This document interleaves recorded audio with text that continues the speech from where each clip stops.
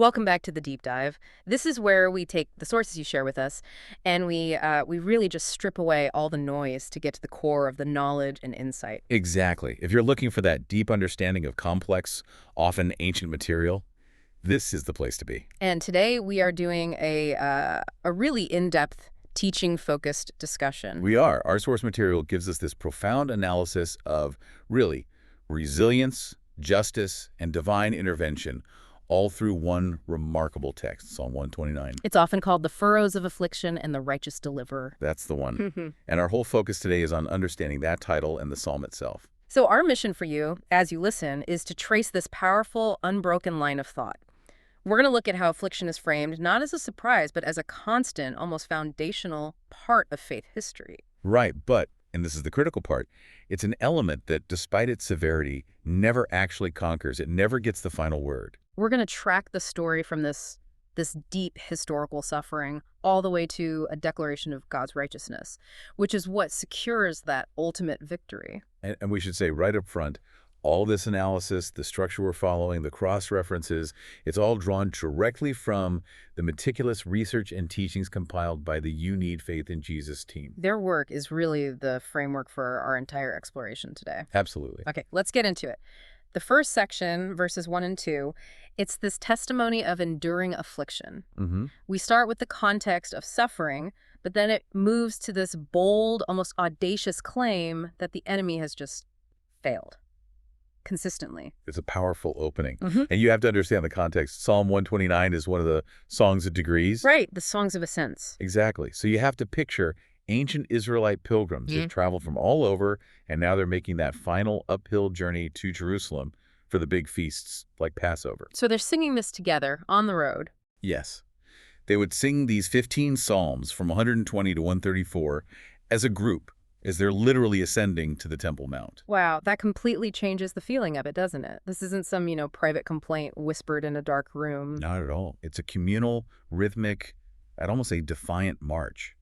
It's a national anthem of perseverance sung by generation after generation. So it sets the stage for a shared testimony, acknowledging that whatever they're facing now isn't new. It's the latest version of a very old pattern, which leads us right into the first verse. To the national confession, the nation itself is speaking. Yes, and the text begins with this really stark national memory, it says. Go ahead. Psalm 129.1 KJV.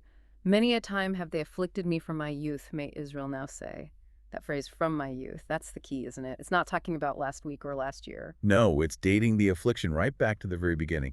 The historical context, which the You Need Faith in Jesus team really emphasizes, points straight to the 400 years of slavery in Egypt. So that was the birth trauma. The nation was forged in that fire. It was the foundational crucible. So this psalm establishes affliction, not as a surprise, not as an anomaly, but as a consistent pattern. It's baked into the DNA of faith history. Like it's the training ground. In a way, yes. It manages your expectations. Yeah. If you think opposition is rare, you get knocked off your feet when it comes. But if you understand it's been there from your youth, you're prepared to endure. And what about that middle part? May Israel now say. It sounds like an invitation. It is. It's a powerful shift from the past to the present worshiper. It's basically saying, okay, you, the current generation, standing right here with your own problems. Whatever they might be, a military threat, an economic crisis. You are now invited to join your story to this ancient one. It's your turn to sing the song. It's a kind of solidarity across time. You're saying the details might change from Pharaoh's chariots to Babylonian armies, but the core truth doesn't. The faithfulness of God remains the constant. You can declare that same faithfulness today. The source material also connects this youth to a cross-reference in Jeremiah, which seems almost contradictory at first. It's a beautiful contrast. It shows the complexity of that early relationship with God. Let's hear what Jeremiah says. Jeremiah 2.2 KJV. Go and cry in the ears of Jerusalem, saying, Thus saith the Lord, I remember thee, the kindness of thy youth, the love of thine espousals, when thou wentest after me in the wilderness, in a land that was not sown. So, on the one hand, Israel's youth is defined by brutal affliction in Psalm 129. But here, God remembers the kindness of thy youth, the love of thine espousals. How do those two things exist together? That's the theological depth right there. God wasn't absent in the suffering. He remembers that initial pure devotion, that moment they left Egypt and followed him into a barren wilderness. The ultimate act of trust. Complete trust. So the affliction in Egypt, as terrible as it was the very context that defined them as a people who belonged only to God. The wilderness wasn't just a punishment, it was, in a way, the honeymoon. Wow. Pain and intimacy side by side, that gives you a whole new way to think about hardship.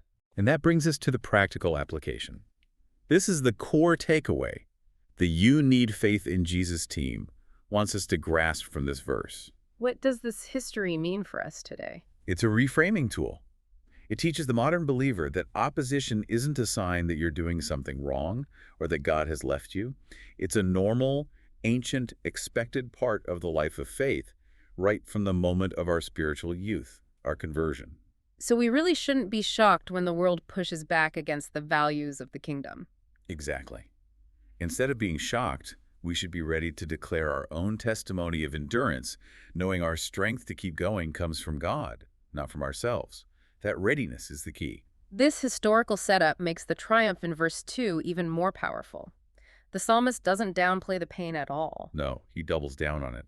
The structure is brilliant. He repeats the first line to emphasize the weight of the opposition, and then, only then, does he make that confident, victorious pivot. Let's hear the full verse, Psalm 129.2 KJV. Many a time have they afflicted me from my youth, yet they have not prevailed against me. Many a time, again, it just hammers home the severity. We're talking centuries of attacks. Egypt, Assyria, Babylon. The list goes on. The enemies used every tool they had, military, economic, cultural, to try and wipe Israel off the map. They did their absolute worst. They really did. They tried to erase their identity, their religion, their very existence. And yet, after all of that, the people of the covenant still stood. Yeah. The final knockout blow never landed. That phrase, they have not prevailed, that's the heart of it. Success isn't avoiding the fight, it's surviving it.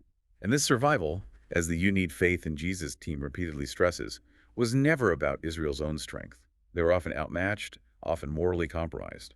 The source of their endurance was the covenant-keeping power of God. He made a promise to Abraham, and no empire, no matter how powerful, could nullify that promise. The integrity of God's character guaranteed the existence of his people. And this is where the source material draws that incredible line from ancient Israel straight to the New Testament church. It's a stunning continuity of God's protection. It's the same principle. Let's hear that guarantee from Matthew. Jesus says it to Peter and through him to the church for all time. Matthew 16.18 KJV. And I say also unto thee, that thou art Peter, and upon this rock I will build my church, and the gates of hell shall not prevail against it. There it is again. Same word, prevail. The same guarantee of absolute security. Just as empires couldn't destroy God's first people, the forces of darkness can't ultimately destroy his church. And this gives us incredible encouragement. This is the practical application. The forces of sin, the demonic realm, the world's hostility, they will afflict us. They will. But they cannot win the ultimate war. They can't destroy the foundation that's built on Christ. So we might lose a battle on any given day. We might feel bruised and battered. Deeply scarred, even. But the final outcome for a life rooted in faith is not up for debate. The war has already been won by Jesus. That's the truth that lets you endure. And according to the You Need Faith in Jesus team, that confidence is secured in Christ alone. Not in our ability to fight back. In him. Okay, so from that declaration of victory, the psalm takes a sharp turn. It dives right into the visceral, painful reality of that affliction. It does. It refuses to let you forget what affliction actually feels like. Verse 3 uses this shocking, brutal imagery to make sure the listener confronts the reality of the pain. It's some of the most powerful language in the entire book of Psalms. Can you read the verse for us? Psalm 129.3 KJV. The plowers plowed upon my back. They made long their furrows. Wow. Let's just sit with that for a second. The victim's back is a field. Being plowed, that is. That's an image of complete dehumanization. It is, and it's a very clear metaphor for relentless, cruel scourging, whipping. A plow is designed to break up hard ground, to tear it open. Leaving deep channels, the long furrows. Exactly. So when you apply that to a human back, it means the whips, which were often tipped with bone or metal, were literally tearing open the skin and muscle, leaving deep, permanent wounds that look like furrows in a field. It suggests the enemy wasn't just trying to punish, they were trying to break them, to leave scars as a permanent reminder of their subjugation. A relentless, prolonged cruelty. The phrase "made long their furrows" implies they took their time. They maximized the damage. It was intentional violation. But this is where the theology gets incredibly deep. The "You Need Faith in Jesus" team directs our attention immediately to the ultimate fulfillment of this horrific image. Yes. The historical suffering of Israel, all that repeated plowing, it all points forward to one singular event. The suffering of Jesus on the cross. He became the ultimate embodiment of this verse. The source points us to the prophecy in Isaiah. Let's hear that connection. Isaiah 53.5 KJV. But he was wounded for our transgressions, he was bruised for our iniquities. The chastisement of our peace was upon him, and with his stripes we are healed. With his stripes we are healed, the stripes are the furrows. Jesus literally endured the Roman scourging. His back was plowed open. He endured that full, violating brutality to pay the price for our sin. He took the furrows so that we could be healed. So the application here, according to the source, is really twofold. It is. First, it validates our own pain. It tells the listener, yes, suffering can feel this deep, this violating. Your pain is real. But the second, and more important point, Is that it points us directly to the cross. It means that whatever plowing we face in our own lives, Jesus faced it to an infinitely greater degree, and he faced it for us. we are saved by his furrows. We are. He provides the means for our salvation and the ultimate example of how to endure. Just as you're absorbing the full darkness of that image in verse 3, the psalm makes this sudden dramatic shift in verse 4. It's the "but God" moment of the psalm, a complete pivot from the agony of the plowing to this brilliant, explosive declaration of God's intervention. It moves the focus completely off the oppressor and onto the character of God. It does. And that declaration is the core of the entire testimony, it says. Read it for us. Psalm 129.4, KJV. The Lord is righteous. He hath cut asunder the cords of the wicked. Okay, the reason for the deliverance comes first. The Lord is righteous. That's more than just saying he's good, right? Much more. In this context, it means he is just, he is covenant-keeping, he is true to his own word, and because he is righteous, he simply cannot allow evil to have the final say or his people to stay in bondage forever. His very nature demands that he act. It does, and the action is, he hath cut asunder the cords. This image ties perfectly back to the plowing metaphor. The "You Need Faith in Jesus" team points out there are a couple of ways to see this. What are they? Well, first, the cords could be the reins guiding the oxen and the oppressors themselves. If God cuts those, the whole operation just descends into chaos. He halts the mechanism of their cruelty. Okay, that makes sense. And the second way? The second image is that the cords are the ropes that are actually binding the victim. In either case, God's action is decisive. He doesn't just loosen the ropes, he cuts them asunder. That's important language. It means to tear them apart completely. It's a violent, final act. It's a snap, instantaneous. God's power just severs the enemy's control. The source also points out a powerful irony here, a contrast with how the wicked view cords in another psalm. Right, in Psalm 2, it shows where true freedom is found. The wicked nations cry out. Psalm 2.3 KJV. Let us break their bands asunder and cast away their cords from us. So they see God's laws, his order, as bondage they need to escape. Exactly, they want freedom from God. But here, God shows that he is the one who brings true freedom for his people by breaking the cords of their oppressors. So what's the practical action step here for the listener? When you feel trapped, what does this verse tell you to do? This is a foundational promise of freedom. The "You Need Faith in Jesus" team emphasizes that when you feel bound by a sin, by a circumstance, by a spiritual attack, your first move isn't to struggle harder. It's to cry out to this righteous God. Yes, our freedom doesn't come from our own strength to break the ropes. It comes from his power to cut them. We trust in his decisive action, not our own ability to escape. That's the promise. Okay, so after celebrating God's deliverance, the psalm then shifts again. In verses 5 through 7, it becomes a prayer for justice. It's a natural progression. Once you're confident that God is righteous, you then pray for that righteousness to be fully expressed. You pray for a just outcome. Verse 5 starts with a specific request about the enemy's state of mind. It does. The psalmist prays. Go on. Psalm 129.5 KJV. Let them all be confounded and turn back that hate Zion. Let's pause on that word Zion. It started as a hill in Jerusalem, but it came to mean so much more. What does it mean to hate Zion? In its full theological sense, hating Zion means hating the place of God's dwelling, his people, and his entire purpose and kingdom on earth. It's not about hating a city, it's about hating God's will. And the prayer for those who hate Zion is twofold, that they be confounded and turned back. Confounded is the internal psychological defeat. It means to be thrown into confusion, for their plans to fall apart, for their cleverness to turn into shame and frustration. Like the Tower of Babel. Exactly. And turned back is the external military defeat. They advance with all their power, but they are forced into a humiliating retreat. It's a prayer for the complete failure of their entire enterprise. And that prayer for their total failure leads us into this incredible metaphor about rooftop grass. It's one of the most vivid images in Scripture for temporary, fruitless success. It perfectly explains why their defeat is guaranteed. Let's hear the full description from verses 6 and 7, Psalm 129.6, KJV. Let them be as the grass upon the housetops, which withereth afore it groweth up. Psalm 129.7, KJV. Wherewith the mower filleth not his hand, nor he that bindeth sheaves his bosom. You really have to picture an ancient flat-roofed house made of clay. After a rain, seeds in the dust would sprout. And you'd get this sudden flashy patch of green. It looks impressive for a moment. It gives the appearance of life and prosperity. And that's like the temporary success of the wicked. It can look real. It can make you envious. But because there's no soil, no root system, the moment the sun comes out, it withers and dies before it can ever become useful. It's a perfect picture of shallow, rootless prosperity. And verse 7 just drives home how utterly worthless it is. Completely. The You Need Faith in Jesus team points out the economic finality here. A harvester, the mower, wouldn't even bother trying to gather it. It's not enough to fill his hand. It's not worth the effort. And the one who bindeth sheaves, who gathers the valuable grain, would never collect this stuff. Their great success, in the end, is just useless, dead grass on a roof. It has zero value in the eternal economy. And the source material connects this to a broader principle we see elsewhere in the Psalms. Yes, it's a consistent theme, as it says in another psalm. Psalm 37.2, KJV. For they shall soon be cut down like the grass and wither as the green herb. The message is clear. Don't be disturbed by the flashy success of those who oppose God. It's temporary. And that is the practical lesson. The You Need Faith in Jesus team teaches us not to envy or fear it. Their prosperity has no eternal substance.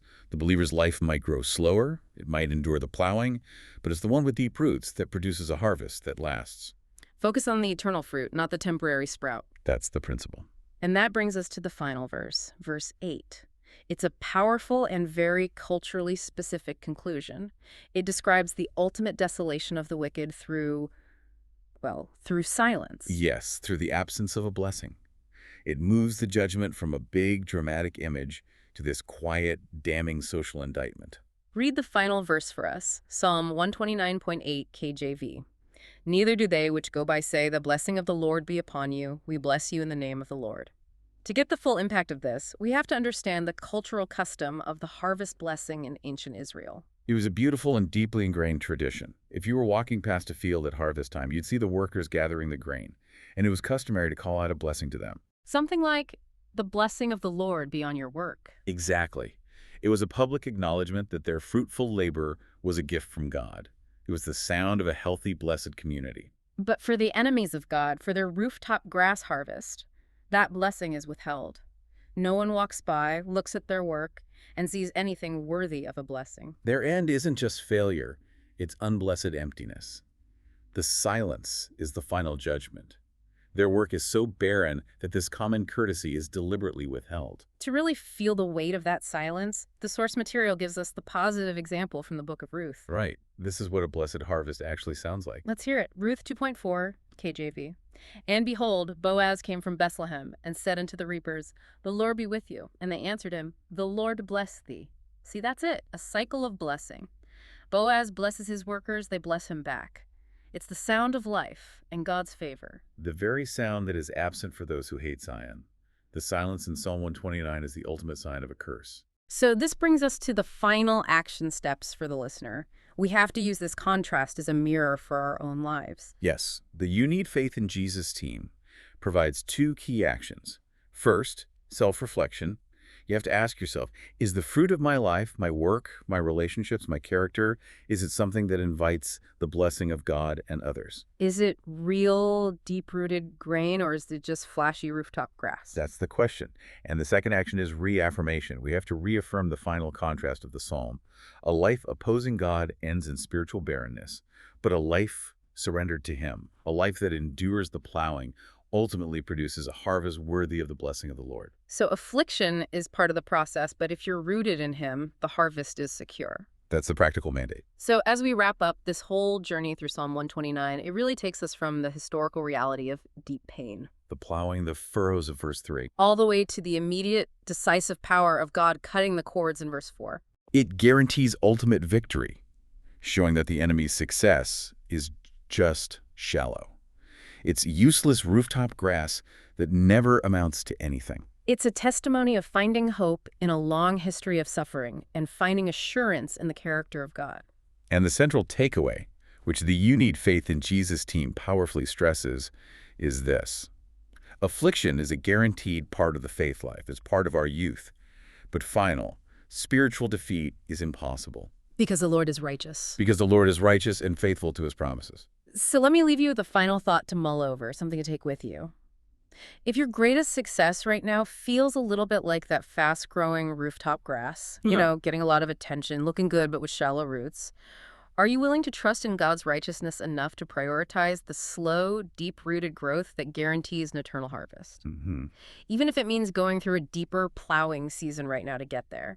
That contrast between the flashy but barren and the slow but fruitful, that's a question worth carrying. An excellent application. And we really trust that this discussion, guided by the deep analysis of the You Need Faith in Jesus team, has given you both the foundational knowledge and the practical encouragement you are looking for. Until next time, keep digging deeper.